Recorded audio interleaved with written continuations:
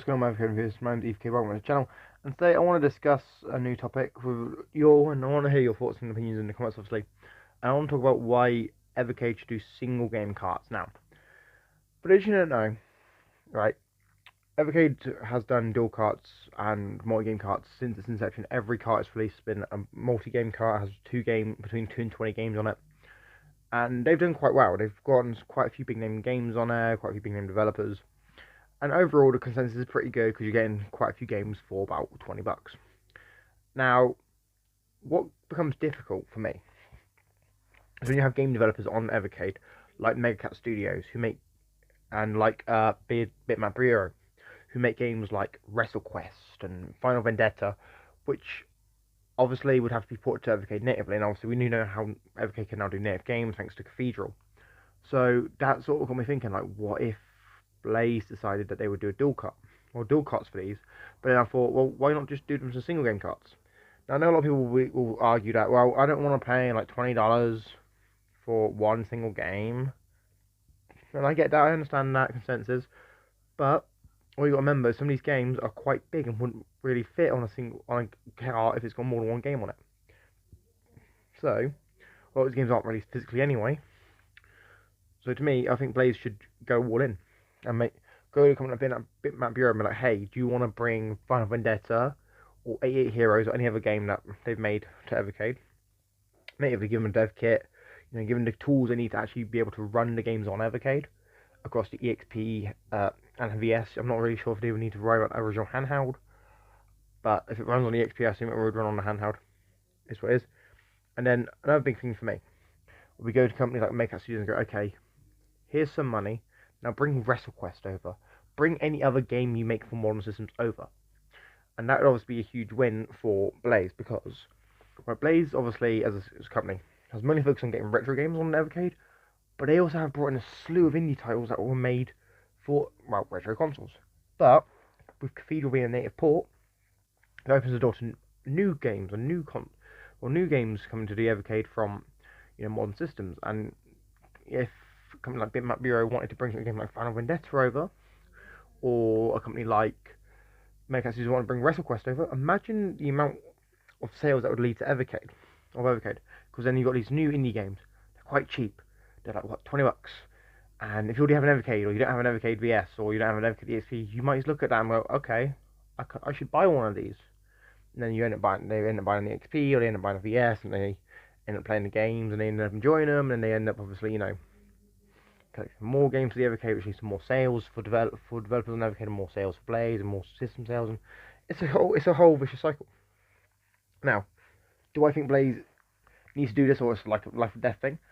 No, I don't think it's necessary for for Evercade's entire future, but I do think it'd be a nice little way to promote certain games for developers.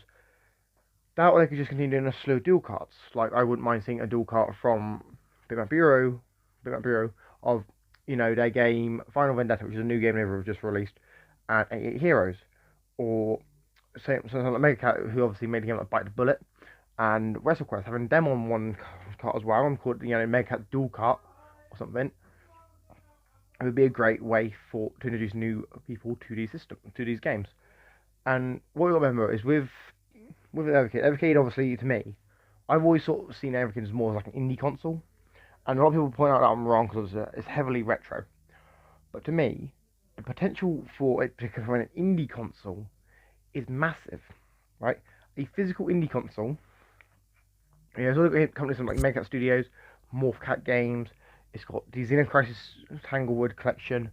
It's got Indie Heroes Collection 1, Indie Heroes Collection 2 coming soon, the Always Awakening / Cathedral collection. There's tons of indie games on Evercade, and to me, I think that doing more dual carts or doing single game carts for certain indie games could lead to more developers getting interested in Evercade, and potentially end up with more games on Evercade in the long run, and leading to new fans, new collectors, and basically the Evercade becoming a massive gaming empire. We all hear stories about how Nintendo, Xbox, and PlayStation, they have to cater to indie developers because AAA developers will sign on no matter what. If there's potential and it's a brand people recognize, they'll sign on. But indie devs are a lot harder to get because obviously indie devs don't have the money to really develop for all systems at once in some cases, so they leave some systems out.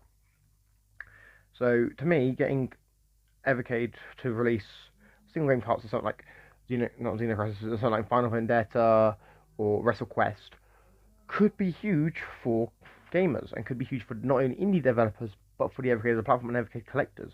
Now, obviously, you would have to do these as like their own little run. So, like you've got the red for you've got red for console carts, purple for arcade, blue for microcomputer. And maybe we say you do black for these like indie games, right? And it'd be a huge win. It'd be a huge uh, interest to people because then suddenly Blaze now has more games. Blaze now has new developers. Blaze now has some big name indies that you may not get on other systems or you might have heard of, but they're easy to get on Evercade. And obviously, you can play them on a handheld and a console, and it just kind of benefits both parties. Yeah, what do you think, guys? Do you think Evercade should do single game carts for big name indie games like Final Vendetta and WrestleQuest? Do you reckon Blaze should leave it? Do you reckon Blaze should go to companies like Mega Studios and sign a deal for a dual cart and be like, hey, bring WrestleQuest and one of your other modern games to our system natively? What do you think? Leave all your thoughts in the comments down below. Make sure you like, share, subscribe. You know, I'm trying to hit 200 subs by the end of the year. Let's see if we can do it at 154 currently by the time we're making this video. So hopefully we can keep growing, you can keep growing, keep finding more Evercade enthusiasts across the world. And I've been Evercade. Make sure and I'm signing out. Peace.